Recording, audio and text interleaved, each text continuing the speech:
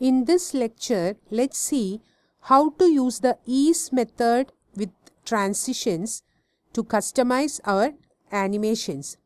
So we have already seen how to use the duration and delay methods with transitions to decide the time in which an animation is completed and also to add a delay before the animation starts. So in this lecture, we are going to see the method named ease. In fact, an animation gets completed in the specified duration if we have set the value for the duration method. But the animation can actually happen at the same speed from start to end, or even it can start slowly and then gain momentum, or even it can start quickly and then become slow. So the same animation can happen in different speeds to get completed in the specified duration. So using ease method, you can decide the speed of our animation. That is, by using ease method, we cannot actually complete the animation quickly or slowly. That completely depends on the value of duration we set. But within the specified time itself, it can get completed at the same speed, or starting slowly and then gaining momentum, or starting quickly and then completing slowly. So that kind of speed can be decided using ease. D3 actually provides a number of built-in easing options, and if you are familiar with jQuery, you might be knowing these options already because these easing options are the same. So if you do not use the ease method to customize the speed of our animation or transition, the default value will be cubic in out. But by changing the values, we can actually set different speeds for the animation for completion. So let's see how to use the ease method with D3.js transition to decide the speed of our animation. So what I plan to do is, to see the effect clearly, I'm going to have some div elements and I'm going to move them from the left hand side to the right hand side. Okay, so I'm not going to add them in the body. We will do it using D3's enter and append. Okay, so first let me add the script section. Suppose I want to have 5 div elements. So for the time being, let me specify where data equals some dummy data. Later we will add the different D3's easing options within this. So let me have some dummy data 3, 4, 5. Why I am adding dummy data? Because we can join with the select all div elements and then use enter and append, right? Let us do it on the click of a button. So let me specify button on click equals, let me name it as move boxes.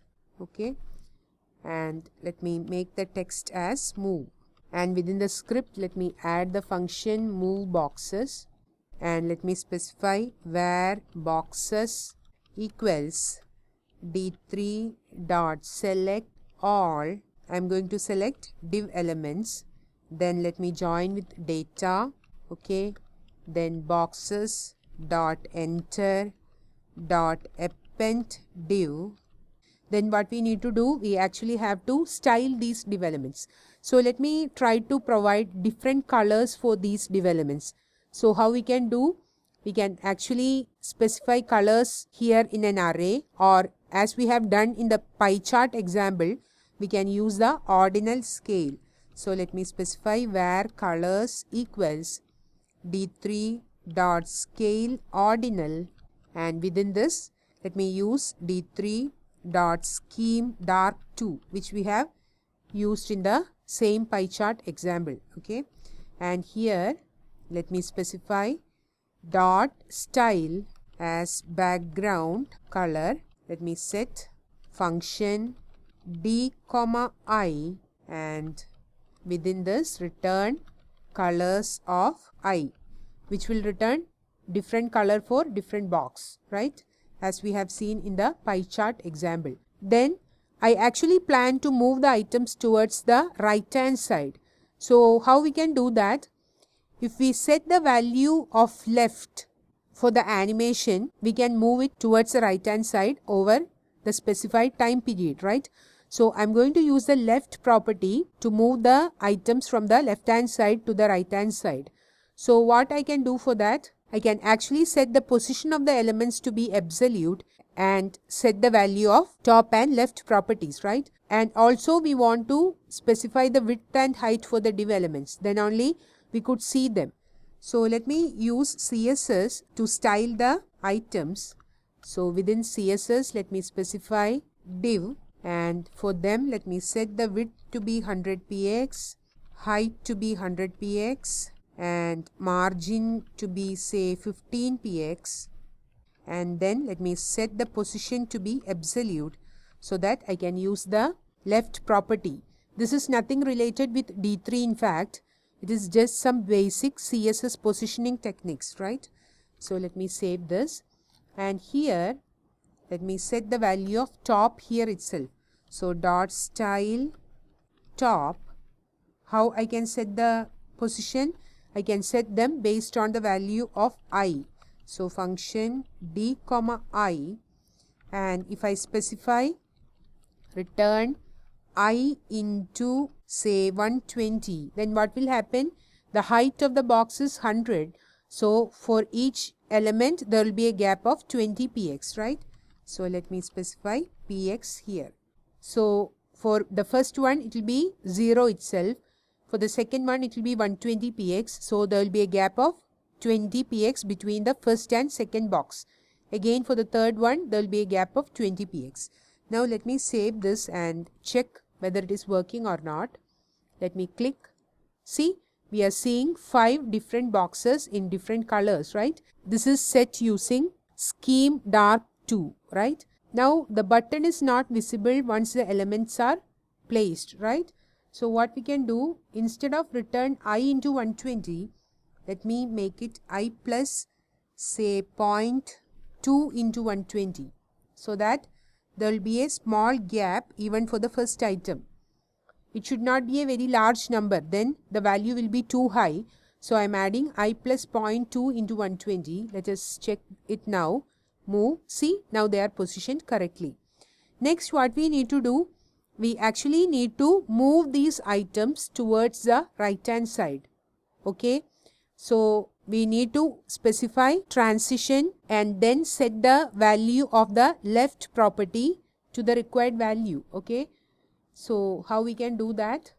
After this, if I just specify d3 dot select all div, then dot transition, then dot duration of say 5000, and after this let me specify dot ease, and first let us check with the same value for all the boxes. Okay, so dot ease, let me specify d3 dot, one built-in option is d3 dot ease cubic, and what we need to do, we actually need to set the style. So dot style left, let me set the new value of left as 500 px. So it will move to the new position, that is towards the right hand side, in 5 seconds, as we have specified the duration as 5000. Let me save this and click the button. See, it is moving, started slowly and then moved to the new position. Now it is stopped. Now instead of 500, let me try to make it say 900 and save. Move, started slowly and it is gaining speed, then stopped at 900 px. Now instead of writing everything inside this box, let me put it outside the buttons clicked function. So let me cut it from here and paste it here. Okay, and let us check it now. Let me save this. Now the elements are already there. Let me click the button. See, they are starting slowly and then reach the new position and stopped. Now we are not able to understand the difference between different options, right? They are all traveling in the same speed. But I want to show you how this will work, that is how the speed will be different when the options are different. So how we can do that? instead of 1, 2, 3, 4 and 5, let me put different options here. Okay. So as the first option, let it be d3.is cubic. Then another option is d3.is poly-in. Okay. Another option is d3.is quad, something related with quadratic, I think. If you visit the official website of d3.js, you could find all these options. Okay, I'm getting it from the site only. Then let the fourth one be, say, d3.is back, and the next d3.is bounce. So these are the 5 different options we have. Now for the is, we need to try these options for these items, right? That is, for the first box, it should be is cubic. Second one is poly-in. For the third box, is quad. For the fourth box, is back. And the fifth one is bounce. So how we can apply? If we just specify function d return d, all of them will have the same one. So how we can do is that we can use the each method, which we have seen in a previous lecture, to apply these is options one by one for the selected div elements, right? So let us try to do that using each function. So after selecting the elements, let me specify each function d, so that the value of d will be available.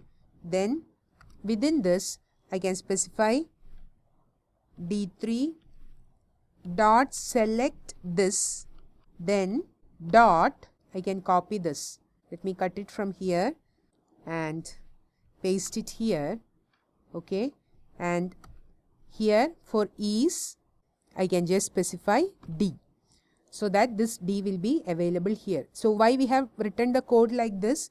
Because otherwise, if we just specify is of d, all the items will have the same easing option. So we want to have different easing options for different boxes. So what we can do is we can select all the div elements and then run the each method on that. So when I specify d3.select this, this will be the current div element, and for that particular d will be applied, right? Now let's see how it works. Let me save this. Now all the 5 boxes are there. Let me click the move button. See, all the 5 boxes are moving differently, but they reach the position at the same time. Let me click it once again. See, this green box is moving very quickly. Then it is bouncing and then moving at the same time only. Again, if I refresh, move, this is moving slowly and then gaining momentum. This is moving at the uniform speed, right? Refresh. So at the end, all the boxes reach at the same time. If you could see, that is, the animation gets completed in the specified time itself, but the speed of the animation is different for different box. Let me refresh, move.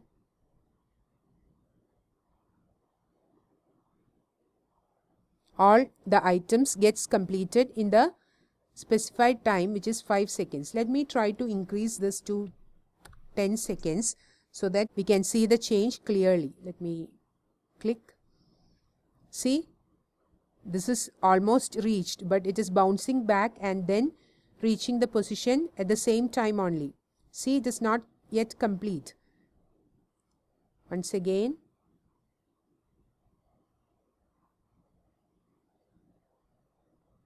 Though it reached here, it is not stopped, right? Slowly stopped. So this is how we can decide the speed of our animation using is method. And these are different options we have seen: is cubic, is poly-in, is quad, is back, and is bounce. So in addition to this, there are many more easing options provided by D3, that is built-in easing options. And if you go to the official website of d3.js, you could find all the options and you could try all of them if you want. So this is the is method which you can use to decide the speed of our animation, thus to configure our animation as we want. Here we have used the ordinal scale to have different colors for the boxes and used different D3 provided built-in easing options here. And to move the items towards the right hand side, we used the left property. That is why we have set the position to be absolute. And then we are moving the items to the new position, that is to 900 px within 10 seconds, which is set using duration. So ease method can be used to decide the speed of our animation or transition, and hence to customize our transitions.